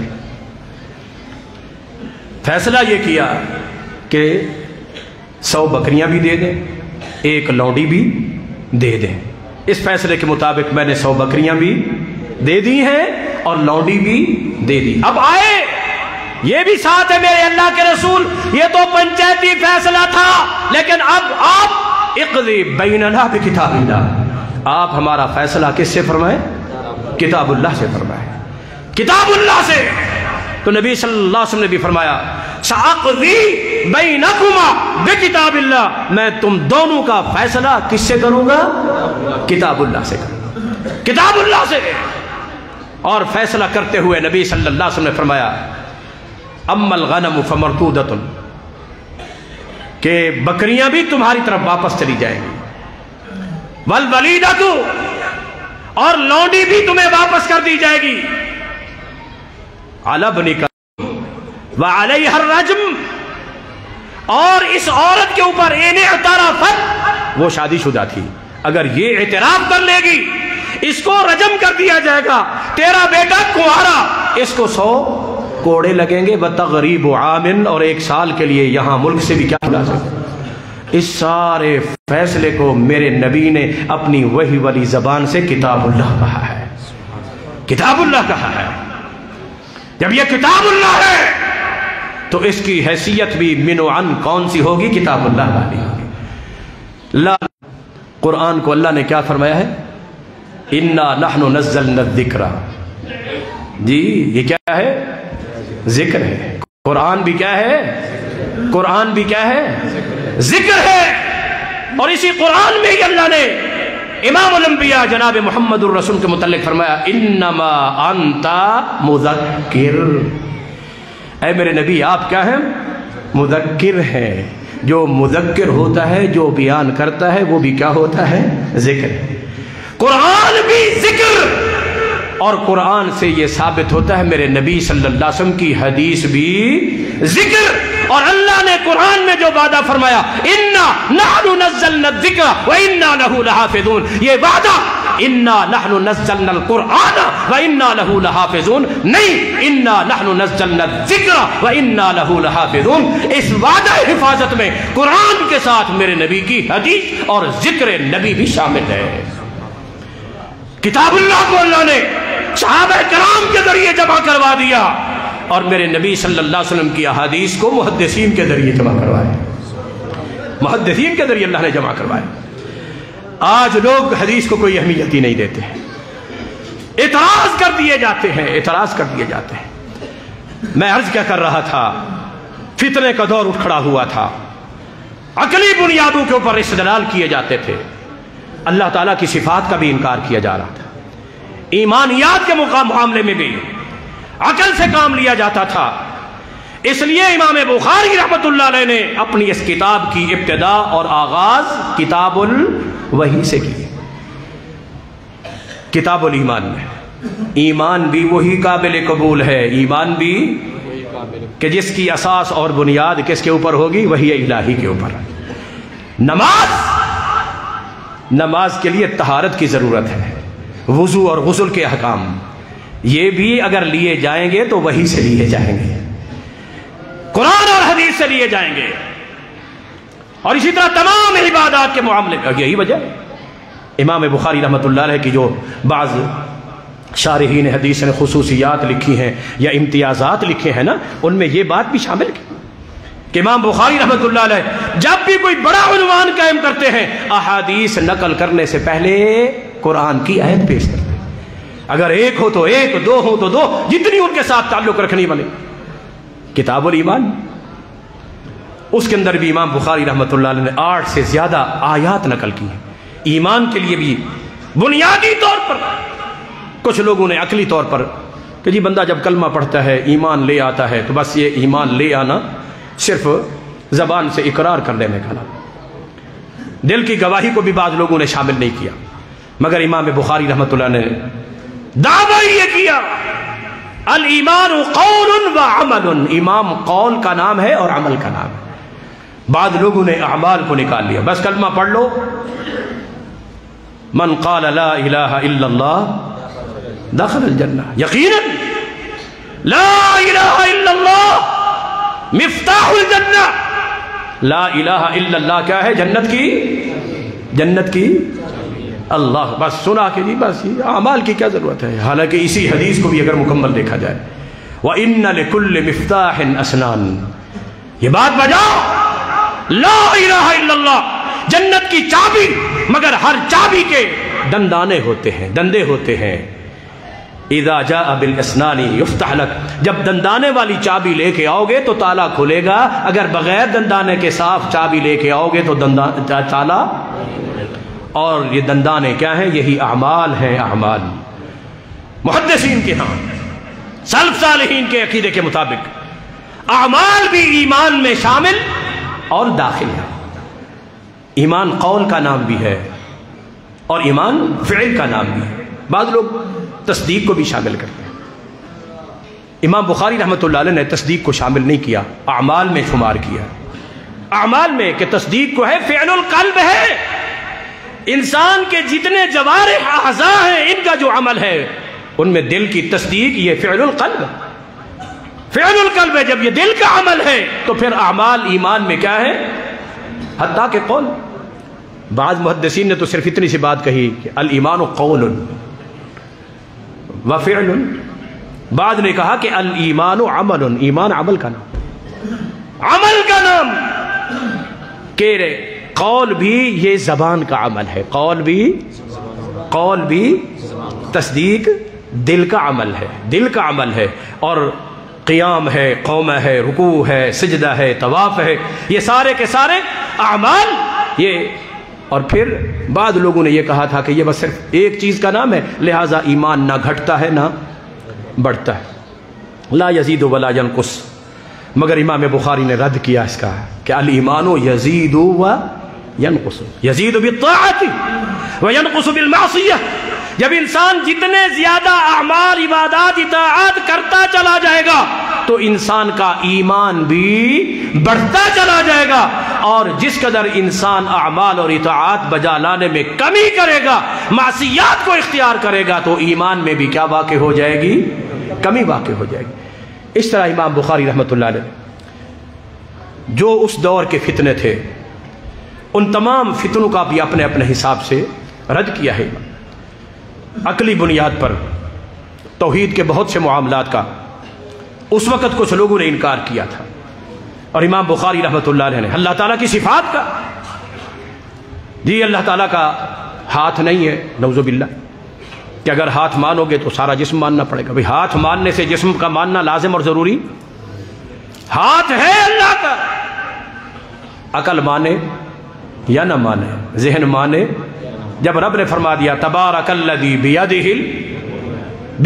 الملک، اللہ کے ہاتھ میں بادشاہی، تو اللہ کا ہاتھ ہے، لیکن لیس کمثلہ شیء، اس کے مثال کوئی شے، اس کا ہاتھ لیس کیدنا، ہمارے ہاتھ کی طرح نہیں ہے، ہمارے ہاتھ کی طرح نہیں ہے۔ اللہ اکبر، صرف ایک ہاتھ نہیں بلکہ ان للہ یدان، اللہ کے دو ہاتھ ہیں، حدیث وکلاہما یمینان، اور وہ دونوں کے دونوں کیا ہیں؟ دائیں ہیں۔ صرف ہاتھ نہیں، ہاتھ کی انگلیوں کا ذکر بھی حدیث میں موجود ہے، ان قلوب بنی آدم بین اصبع الرحمن، کہ انسانوں کے جو دل ہیں وہ اللہ کی دو انگلیوں کے درمیان۔ انگلیاں کیسی ہیں کیسی نہیں ہیں، ہاتھ کیسے ہیں کیسے نہیں ہیں؟ جی جیسے اس کی شان کو لائق ہے، جیسے اس کی شان کو۔ استوا ہے نا، الرحمن ولا استوا، بعض لوگوں نے استوا کا معنی کہا ہے کہ جالسا، عرش کے اوپر بیٹھا ہے۔ بعض اوقات ہمارے بھی تھوڑے علم والے بعض علماء خطبہ یہ کہہ دیتے ہیں اللہ تعالیٰ کے لیے وہی لفظ استعمال کرنے چاہیے جو اللہ نے خود استعمال کی، جناب محمد رسول اللہ نے استعمال کی، وَلِلَّهِ الْأَسْمَاءُ الْحُسْنَى فَادْعُوهُ بِهَا۔ یہ مسئلہ ہے توقیفی، کہ اللہ تعالیٰ کے لیے جن جن ناموں کا جیسے جیسے ذکر آ گیا، جن جن چیزوں کا ویسے ویسے ماننا ہے۔ امام مالک رحمۃ اللہ علیہ کا بڑا مشہور قول ہے، الاستواء معلوم، استواء کا جو لفظ ہے یہ کیا ہے؟ معلوم ہے۔ والمعنی معلوم، اس کا معنی بھی کیا ہے؟ معلوم ہے۔ والکیفیت مجہول، لیکن وہ کیسی کیفیت ہے؟ وہ مجہول ہے، ہمیں اس کا علم نہیں، اس کی مثال دے کر کوئی ہم سمجھا نہیں سکتے کہ اس کے مثل کوئی شے ہے ہی نہیں، مگر اس کے باوجود الایمان واجب، ایمان لانا اس کے اوپر کیا ہے؟ واجب ہے۔ یہاں پر کافی سارے علماء خطبہ بھی موجود ہیں۔ یہ حدیث جو میں نے عرض کیا نا، اِنَّ قُلُوبَ بَنِي آدَمَ بَيْنَ إِصْبَعِ الرَّحْمَٰنِ، بعض اوقات ہمارے داعی مبلغ علماء بھی اس حدیث کو سٹیج پر بیان کرتے ہیں، تو بیان کرتے ہوئے اس طرح 2 انگلیوں کا اشارہ بھی کرتے ہیں اور پھر گھما کے دکھاتے بھی ہیں، یقلبھا کیف یشاء، یہ تمثیل ہے، تشبیہ ہے، اس سے بچنا چاہیے۔ اللہ ہم سب کو محفوظ فرمائے۔ کئی دفعہ میں نے دیکھا کہ اللہ کے دونوں ہاتھ کرتے ہوئے پھر اپنے دونوں ہاتھ بھی ہمارے بعض ساتھی جو ہیں وہ آگے بڑھا دیتے ہیں، نہیں، اللہ کے ہاتھ ہیں جیسے اس کی شان کو لائے۔ اللہ کی پنڈلی کا ذکر قرآن میں موجود ہے، اللہ کے وجہ کا ذکر قرآن میں موجود، ان سب کی حالت اور کیفیت ہمیں معلوم نہیں، مگر ایمان لانا واجب ہے، ایمان لانا۔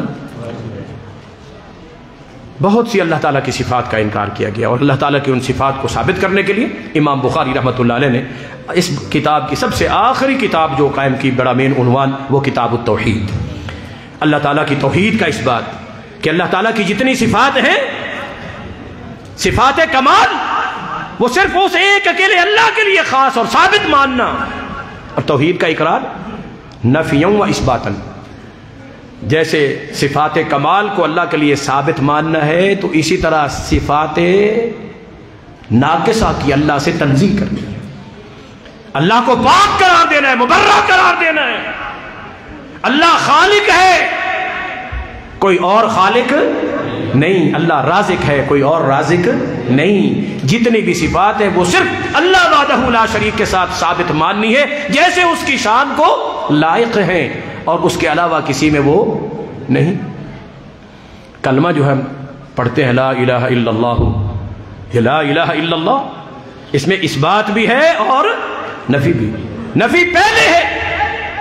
آج بعض اوقات کچھ علماء آتے ہیں نا، تشریف لاتے ہیں کہ جلسے کے منتظم، وہ کہتے ہیں جی آپ نے مثبت گفتگو کرنی ہے، منفی جی، تو مگر اللہ نے تو کام ہی منفی سے بیان کیا جی، من یکفر بالطاغوت ویؤمن، اللہ پر صحیح ایمان، صحیح توحید اس کی اس وقت ثابت نہیں ہو سکتی جس وقت تک کہ طاغوت کا کل ما عبد من دون اللہ، اللہ کے علاوہ جن جن کی پوجا پرستش کی جاتی ہے، جب تک اس طاغوت کا انکار نہ کیا جائے، لا کی تلوار والی نفی کی تلوار چلا کر، جی بابا غلام فرید ہے وہ بھی کہتا ہے جی، لا کی تلوار چلا کے اس بات، اللہ اکبر، اللہ کے لیے، اس ایک اکیلے اللہ کے لیے اس کو ثابت کرنا۔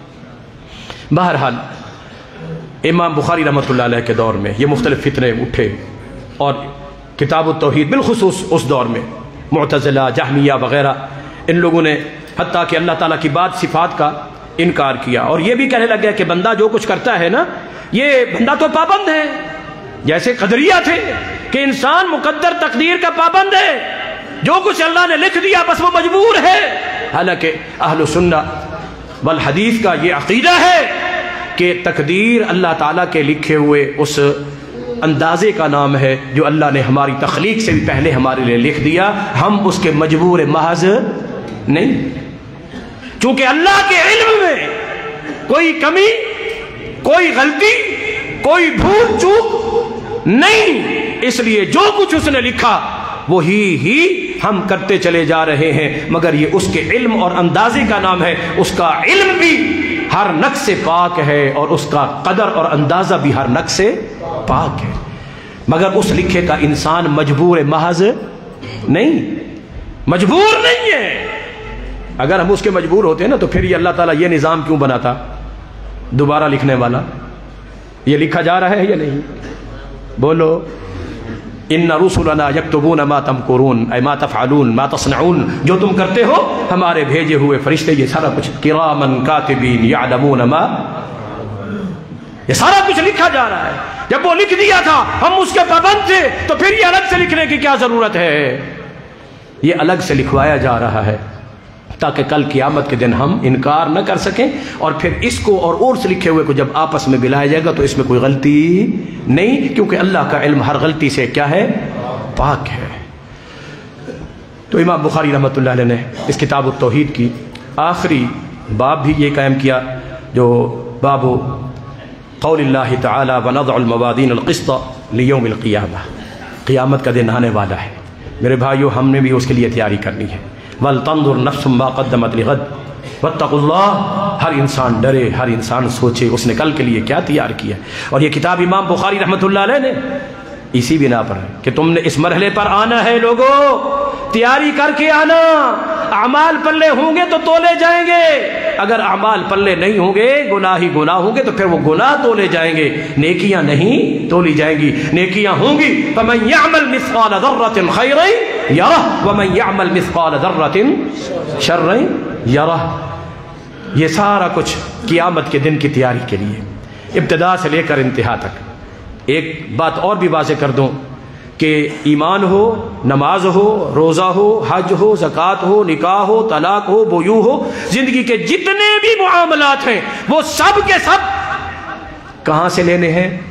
وحی سے لینے ہیں، قرآن سے لینے ہیں، حدیث سے لینے ہیں۔ اور کتاب الوحی کی سب سے پہلی حدیث امام بخاری رحمۃ اللہ علیہ نے بیان کی کہ انما الاعمال بالنیات، کہ وحی سے مسائل کو اخذ کرنے میں تمہاری ذاتی چاہت نہیں ہونی چاہیے، کوئی دائیں بائیں دیکھ کر تم نے وحی کو معانی کو مطالب کو تعبیریں کر کر کے بدلنا نہیں، تم نے وحی پر بھی عمل کرنا ہے تو پورے اخلاص کے ساتھ کرنا ہے، نیت تمہاری خالص ہونی چاہیے۔ وحی سے جب تک نیت خالص نہیں ہوگی، انسان مسئلہ بھی صحیح حاصل جب اخلاص نہیں ہوگا تو پھر ختم اللہ علی قلوبہم سے بھی بندہ ختم شریف کو ثابت کر دے گا، کہے گا کہ یہ بھی وحی ہے، یہ بھی کیا ہے؟ وحی ہے۔ اللہ اکبر۔ تو اخلاص بھی ضروری۔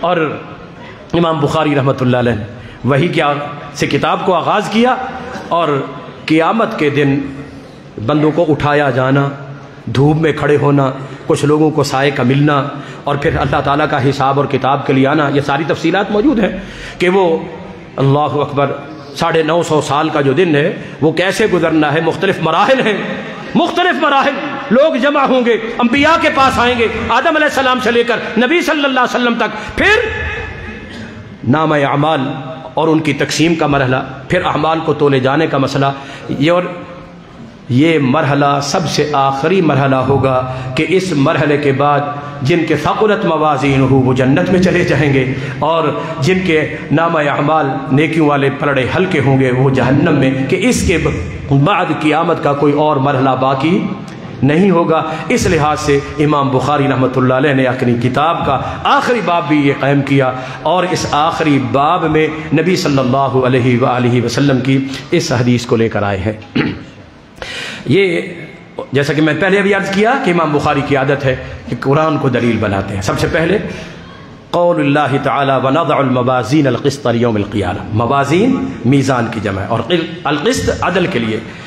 اور ایک اور بات بھی، کچھ لوگوں نے کہا تھا کہ یہ اعمال انسان کے ختم ہو جائیں گے، ان کی کوئی حیثیت نہیں ہے، تو انسان کے جو اعمال ہیں یہ انسان اپنا ہی ان کا خالق ہے، اپنا ہی ان کا فاعل، لہذا اس کا کوئی جو عمل انسان کرتا ہے اس کا کوئی وجود نہیں ہوتا۔ ہم نے نماز پڑھی، چلو بعض اوقات زکوٰۃ دیتے ہیں، جو اتنے روپے ہے وہ روپے وجود میں ہوتے ہیں، سونا دیا وجود میں ہوتا ہے، چاندی دی وجود میں ہوتا ہے، اونٹ گائے بھینس دی وجود میں، مگر نماز کا کوئی وجود نہیں، کوئی جسم نہیں۔ روزہ رکھا ہے، ایک حالت اور کیفیت کا نام ہے، کوئی وجود نہیں۔ اسی طرح انسان قرآن پڑھتا ہے، الفاظ ہیں مگر ان کا کوئی وجود نہیں۔ تو جو انہوں نے انکار کیا کہ قیامت کے دن ان اعمال کو تولا نہیں جائے گا، مگر امام بخاری رحمۃ اللہ نے ثابت کیا کہ ان اعمال بنی آدم وقولہم، اور ایک نسخے میں اقوالہم یوزن او توزن، کہ جو اقوال ہیں اعمال ہیں قیامت کے دن ان کو تولا جائے گا۔ جب میں پہلے عرض کر چکا ہوں کہ عقلی بنیادوں پر ہم نے نہیں جانچنا پرکھنا، ہم نے دیکھنا ہے کتاب اللہ اور سنت رسول اللہ صلی اللہ علیہ وسلم کی نصوص کو، صریح دلائل کو، تو ان دلائل کے اندر وزن کے کیے جانے کا تذکرہ قرآن میں موجود ہے۔ بعض لوگ جیسے سن رہے تھے نا آپ کہ حدیثیں جو ہے بعض اوقات قرآن کے خلاف ہوتی ہیں، تو جی حدیث میں جو مسئلہ ہے ہم وہ نہیں مانتے، حدیث میں بھی ہے اور یہ قرآن میں بھی ہے۔ وَزِنُوا بِالْقِسْطَاسِ الْمُسْتَقِيمِ کہ یہ دوسری آیت، اس کا صرف ایک لفظ امام بخاری نے یہاں پر بیان کیا مفرد القسطاس کا، اور اس کی ایک قرات القسطاس بھی ہے، اور اس کے متعلق امام مجاہد ہیں کبار تابعین میں سے، وہ بیان کرتے ہیں کہ العدل، کہ اس کا معنی کیا ہے؟ عدل ہے رومی زبان میں۔ یہاں پر پھر ایک اعتراض ہوتا ہے، جب یہ رومی زبان کا لفظ ہے قرآن میں کیسے آ گیا؟ قرآن تو بلسان عربی مبین، یہ واضح عربی زبان میں ہے۔ بعض اوقات ایک زبان کا لفظ دوسری زبان میں ایک ہی معنی میں استعمال ہوتا ہے، وہ ضروری نہیں کہ اس دوسری زبان کا بھی وہ ایک بنیادی لفظ ہو۔ یہ امام مجاہد نے یہ واضح کیا کہ یہ رومی زبان میں بھی استعمال ہوتا ہے اور عربی میں بھی استعمال ہوتا ہے۔ اور اس کے ساتھ ہی امام بخاری رحمۃ اللہ علیہ، جن کا جیسا کہ ان کی عادت اور طریقہ اور امتیاز ہے کہ وہ قرآن کریم کی یا نبی وسلم کی حدیث کے اندر وارد ہونے والے مختلف مفرد الفاظ کی بھی تشریح اور توضیح اور تفسیر کر دیتے ہیں۔ تو قرآن مجید کے دو لفظ تھے، ایک المقسط اور ایک القاسط، ایک المقسط اور ایک، ان دونوں کے متعلق بتایا کہ المقسط اور قاسط بنیادی طور پر اگر ہم لفظوں میں دیکھیں، قا سین طا، یہ دونوں کا بنیادی مصدر ہے، مصدر المقسط، القسط مصدر المقسط، کہ یہ مقسط کا کیا ہے؟ مصدر ہے۔ مقسط کا کیا ہے؟ مصدر ہے۔ اور اس کا معنی کیا ہوتا ہے؟ هو العادل۔ اس کا معنی کیا ہے؟ جب المقسط کا لفظ قسط سے ہے اور قاف کے کسرے کے ساتھ، قاف کے یہ بمعنی عدل کے، تو المقسطون العادلون، عدل کرنے والے، وهو العادل۔ اور اما القاسطون فكانوا لجہنم حطبا، وہ قاصد جو ہے، قاسطین، تو ان کے متعلق فرمایا کہ وہ جہنم میں۔ تو وہ قاصد کا معنی کیا ہے؟ الجائر، ظلم کرنے والا، زیادتی کرنے والا۔ بنیادی طور پر قاف سین اور طا یہ مادہ ہے مقصد کا بھی اور قاصد کا بھی، لیکن استعمال میں تھوڑا سا فرق ہے، جس استعمال کی وجہ سے معنی میں بھی فرق واقع ہو جاتا ہے کہ اما المقسط وہ قسط سے فعل ان کے وزن پر بمعنی عدل ان کے، اور اما القاسط جو ہے وہ قسط یقسط قسطا بفتح الفاء، بفتح القسط بمعنی جور کے، ظلم کے۔ یہ بھی اشارہ ہے امام بخاری رحمۃ اللہ علیہ کے اس بات کی طرف کہ یہ ازداد میں سے ہے ان الفاظ کا یہ مصدری استعمال، کہ یہ ایک معنی اگر دیکھا جائے عدل اور انصاف، اور دوسرا معنی دیکھا جائے تو وہ کیا ہے؟ ظلم۔ پھر حدیث بیان کی امام بخاری رحمۃ اللہ کہ حدثنی احمد بن اشکاب، اگر الف کے فتح کے ساتھ پڑھا جائے گا تو یہ وزن فعل اور علم بنے گا، غیر منصرف ہوگا، پھر اس کو اشکابہ پڑھیں گے، اور الف کی کسرے کے ساتھ بھی اشکاب، پھر یہ وزن فعل نہیں رہتا، پھر اشکابن، پھر یہ غیر منصرف بن جائے گا۔ بعض محدثین نے اشکابن کو ترجیح دی ہے، بعض نے اشکابہ کو ترجیح دی ہے۔ ایک وضاحت تھوڑی سی میں کر دوں، بعض اوقات بعض پڑھنے والے طلباء وہ اس کو اشکابہ پڑھ دیتے ہیں، الف کے نیچے کسرہ اور با کے ساتھ فتح، یا الف کے اوپر زبر اور پھر با کے نیچے زیر، یہ غلط ہے۔ اگر الف پر فتح پڑھنا ہے تو پھر یہ اشکابہ، پھر غیر منصرف، وزن فعل بھی اور علم بھی۔ جب حمزہ کے نیچے الف کے نیچے زیر آ جائے گی اشکاب، تو پھر یہ غیر منصرف بن جائے گا، پھر اس کے نیچے تنوین بھی آ جائے گی۔ بہرحال حدثنا محمد بن فضیل، اور احمد بن اسکاب کے متعلق حافظ ابن حجر رحمۃ اللہ نے لکھا ہے کہ ثقۃ، محمد بن فضیل کے متعلق بھی، اور ان عمارۃ بن القعقاع ان ابی زرعہ، یہ ابو زرعہ جو ہے نا عام طور پر بعض لوگوں نے اس کو ابو زرعہ رازی کہا ہے، یہ ابو زرعہ رازی نہیں ہے، یہ ابو زرعہ جوہنی ہے، جو البجلی، جو عبداللہ بن جریر بجلی صحابی جو ہیں ان کے یہ پوتے ہیں، اور یہ بیان کر رہے ہیں ان ابی ہریرہ رضی اللہ تعالی عنہ، سیدنا ابو ہریرہ رضی اللہ تعالی عنہ سے وہ کہتے ہیں کہ قال النبی صلی اللہ علیہ وسلم کلمتان حبیبتان الی الرحمن، کہ نبی صلی اللہ علیہ وسلم نے فرمایا دو کلمے ہیں جو حبیبتان الی الرحمن، اللہ تعالیٰ کو بہت ہی زیادہ محبوب ہے۔ حبیب فعیل بمعنی مفعول کے، مفعولتان، حبیبتان محبوبتان، الی الرحمن اللہ تعالیٰ کو محبوب ہے۔ یہاں سے اللہ تعالیٰ کی صفت محبت بھی ثابت ہوتی ہے، اور الی الرحمن لفظ رحمان سے اللہ تعالیٰ کی صفت رحمان بھی ثابت ہوتی ہے۔ اور خفیفتان علی اللسان، کہ پڑھنے میں یہ آسان ہے، کوئی بوجھ، کہ ان میں کوئی لفظ بھی مشدد نہیں ہے، سارے کے سارے کیا ہے؟ ساکن اور خفیف ہے، سبحان اللہ و بحمدہ۔ ویسے ثقل نہیں ہے لغوی اعتبار سے بھی اور پڑھنے وغیرہ کے اعتبار سے بھی، اور پھر ان کی پڑھ کر ادائیگی کرنے کے لحاظ سے بھی انسان کو کوئی مشقت نہیں اٹھانا پڑتی، کوئی بوجھ محسوس نہیں ہوتا، ہلکے پھلکے سے ہیں، مگر اس کے باوجود ثقیلتان فی المیزان، یہ تولے جانے میں قیامت کے دن وزن کے اندر کیا ہوں گے؟ بھاری ہوں گے۔ اور سبحان اللہ و بحمدہ، اسبح سبحان اللہ، یہ مفعول ہے مصدر، یعنی کہ مفعول مطلق جس کو کہتے ہیں، تو سبحان اللہ و بحمدہ سبحان اللہ العظیم۔ اللہ تعالیٰ پاک ہے اور و بحمدہ، حمدیں اسی کی ہیں۔ سبحان پاک ہے ہر عیب سے، ہر نقص سے، اور حمدیں ہر کامل صفت کے اوپر اسی کی ہیں جو اس کی شان کو لائق ہیں۔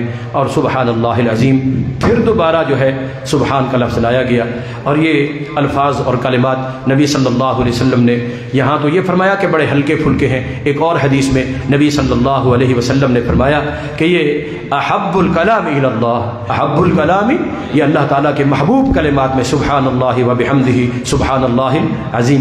ایک حدیث میں نبی صلی اللہ علیہ وسلم فرماتے ہیں کہ من قال حین یصبح و حین یمسی 100 مرات، یہ صبح و شام جو بندہ ان کو 100 دفعہ، شام کو 100 دفعہ کہتا ہے تو اللہ اکبر، حطت عنہ خطایاہ وان کان مثل زبد البحر، اگرچہ اس کے گناہ سمندر کی جھاگ کے برابر ہی کیوں نہ ہوں، اللہ تعالیٰ وہ گناہ جو ہے اس کے مٹا دیتا ہے۔ اور یہ اللہ تبارک و تعالیٰ کو بھی یہ کلمات بڑے پسند ہیں۔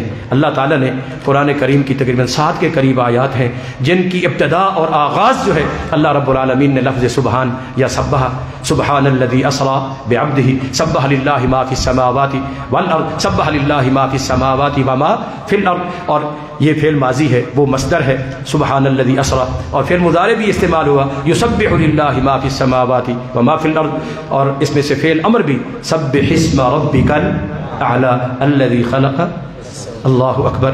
یہ اللہ تعالیٰ کے بھی بہترین کلام میں شامل، قرآن کریم کے بہترین، اور سبحان اللہ حین تصبحون وحین تمسون، اور فسبح بحمد ربک واستغفرہ انہ کان توابا۔ اللہ تعالیٰ نے نبی صلی اللہ علیہ وسلم کو آپ کی زندگی کے آخری ایام میں بھی ان بات کے پڑھنے کی تلقین کی تھی، ہمارا بھی حق بنتا ہے۔ اور بعض اوقات بعض لوگ اس کتاب کو تو صرف برکت کے لیے پڑھتے ہیں، خوش نصیب اور خوش قسمت ہیں وہ طالب علم بھی، وہ اساتذہ بھی جنہوں نے اس کو پڑھا اور پڑھایا، مگر یہ حدیث جہاں یہ خیر و برکت کا باعث ہے، وہاں اس کے ساتھ ساتھ در حقیقت یہ ہمارے ایمان اور عمل کے لیے ہے، ہماری آخرت کو سنوارنے کے لیے ہے، اپنی آخرت کو بنانے کے لیے ہے۔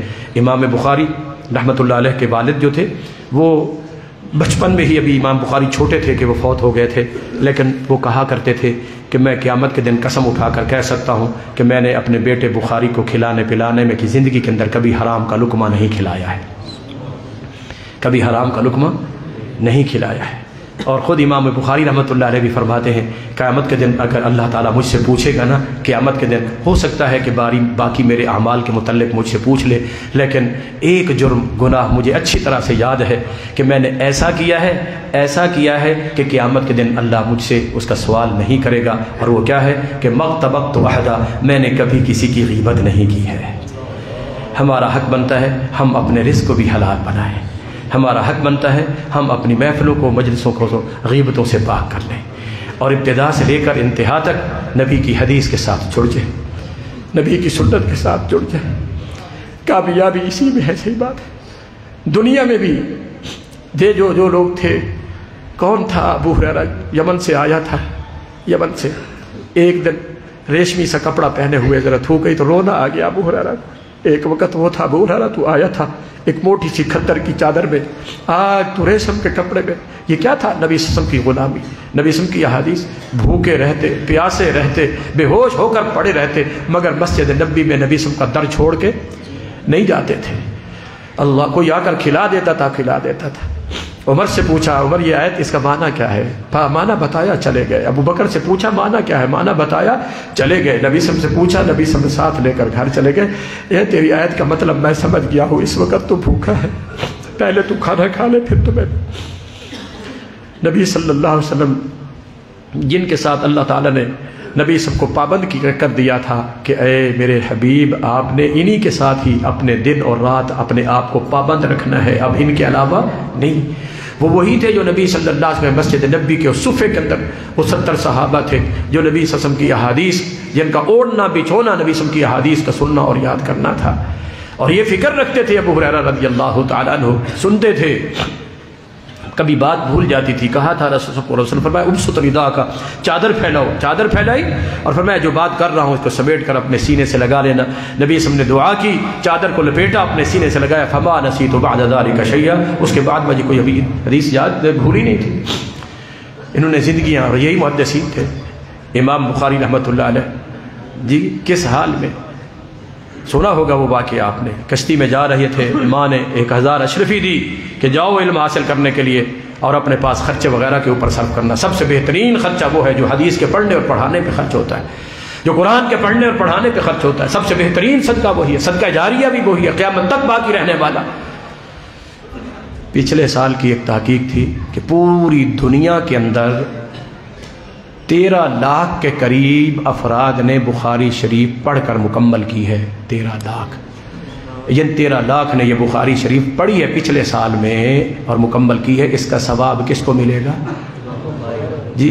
کبھی ایک بخاری کا نسخہ آپ بھی لے کے ادھر جامع میں پہنچا دو کہ اس کے اوپر طالب علم پڑھیں گے تو اللہ ہمیں بھی اجر دے گا، ثواب دے گا، ماں باپ کے لیے ثواب ہوگا۔ صدقہ جاریہ کے ایسے اعمال کو سوچیے جیسے ہمارے محدثین یہ خدمات سر انجام دے کر گئے۔